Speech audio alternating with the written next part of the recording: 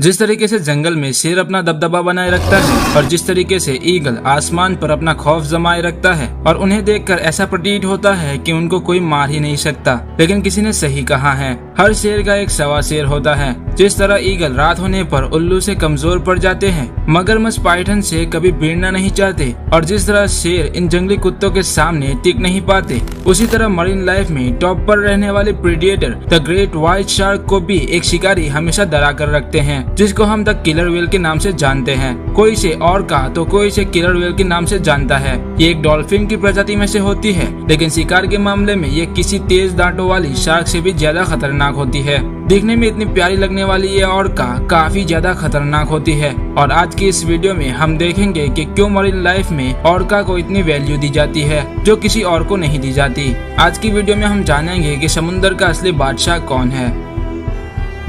अगर आप सोचते हैं कि समुद्र का असली मालिक शार्क है और इस प्रेडेटर के सामने किसी की भी नहीं चलती, तो आपको अपना नजरिया बदलने की जरूरत है। ये सच है कि व्हाइट शार्क मरीन एनिमल्स में से सबसे घातक शिकारी है, लेकिन इसका मतलब ये बिल्कुल भी नहीं है कि समुद्र में इनको कहीं भी घूमने की आजादी है, क्योंकि समुद्र में ऐसे भी जीव है जिनसे शार्क भी कई दूरी बनाए रखती है और उन्हीं में से एक है प्यारी और मासूम सी दिखने वाली ये किलर व्हेल, जिन्हें हम ऑर्का के नाम से जानते हैं। तथ्यों की माने तो समुद्र का असली शासक इन किलर व्हेल को ही कहा जा सकता है।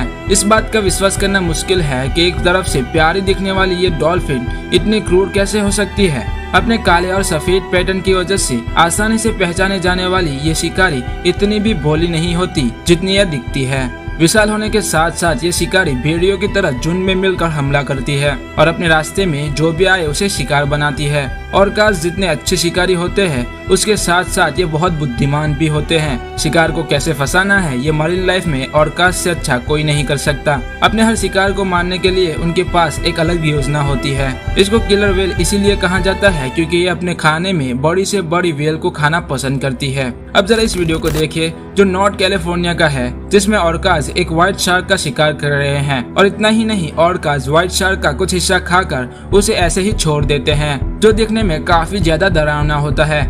ऑर्का को ऐसा करने के पीछे उसकी कुछ अलग ही रणनीति होती है, क्योंकि उसे अच्छे से पता है कि उसे क्या चाहिए। ऑर्का को किलर व्हेल कहने के पीछे भी एक पूरी कहानी है। मरीन लाइफ में सभी मरीन एनिमल्स अपने शिकार को पकड़ने की सभी कोशिश करते हैं, लेकिन क्यों इस शिकारी को इतनी तवज्जो दी जाती है? क्या ऑर्कास के पास कुछ अलग फीचर होते हैं जो दूसरे किसी के पास नहीं होते? ऑर्कास व्हेल पर हमला करते वक्त एक खास रणनीति चुनती है। ऑर्कास जिस व्हेल पर हमला करने वाली होती है उसे तीन तरफ से घेर लेती है और एक के बाद एक हमला करती है, जिसे शिकार को चूकने का मौका ही नहीं मिलता। ऐसा ये तब तक करते हैं जब तक शिकार पूरी तरह से थक नहीं जाता। शिकार एक बार थक जाए फिर ऑर्कास उसका दम घोटने की कोशिश करती है। घंटों चली इस लड़ाई में व्हेल का दम घुटने की वजह से उसकी मौत हो जाती है और ये शिकारी उसे पानी में डुबोकर अपना भोजन बना लेती है।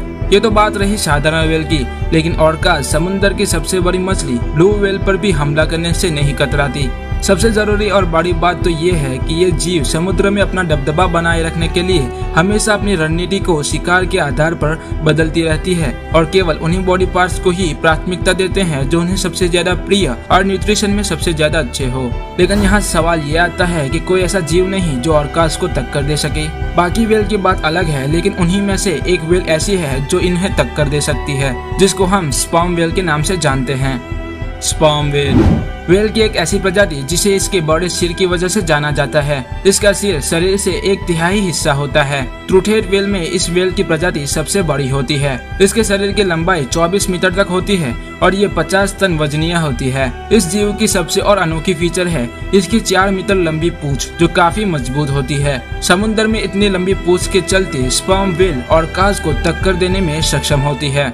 हालांकि ऑर्कास इन स्पर्म व्हेल के बच्चों और मादा स्पर्म व्हेल को खाना बनाने से नहीं कतराती, लेकिन ऑर्कास मेल स्पर्म व्हेल से पंगा नहीं लेते। लेकिन ऐसा क्यों? तो इसका जवाब है कि मेल स्पर्म व्हेल की पूंछ में इतनी ताकत होती है कि जिससे ऑर्कास को आसानी से मारा जा सकता है, लेकिन ये ऑर्कास जितने बुद्धिमान नहीं होते और यहीं पर स्पर्म व्हेल मात खा जाती है। अगर इंटेलिजेंस की बात करें तो the great white shark orcas जैसी ही बुद्धिमान होती है और जब ये दोनों जीव आमने सामने आते हैं तो लड़ाई टक्कर की होती है। ऑर्कास और व्हाइट शार्क की लड़ाई आज की नहीं बल्कि सदियों पुरानी है। ऑर्कास ही एकमात्र ऐसी शिकारी है जो व्हाइट शार्क को भी अपना भोजन बनाती है, लेकिन लेकिन इस जीव के दांत बहुत ही तेज और ताकतवर होते हैं। एक बार अगर शार्क के मुंह में ऑर्काज आ जाए तो उसका जिंदा रह पाना नामुमकिन है, लेकिन ये इतना आसान नहीं होता। ऑर्काज अपने शिकारियों को अच्छे से जानती है, जिसलिए वो शार्क को हमला करने का मौका ही नहीं देती। ऐसे में कहा जा सकता है कि ऑर्काज की दिमागी रणनीति के सामने मरीन लाइफ में कोई भी उतर नहीं सकता। यही वजह है कि व्हेल की सभी प्रजाति ऑर्काज से दूरी बनाए रखते हैं। तो दोस्तों, ये थी कुछ किलर व्हेल की खूबियाँ, जो स्मार्ट है, समझदार है और साथ ही साथ चालाक भी होते हैं। आपको क्या लगता है कि मरीन लाइफ का असली शासक कौन है? और अगर ये वीडियो थोड़ी भी पसंद आई हो तो इस वीडियो को जरूर से लाइक करना।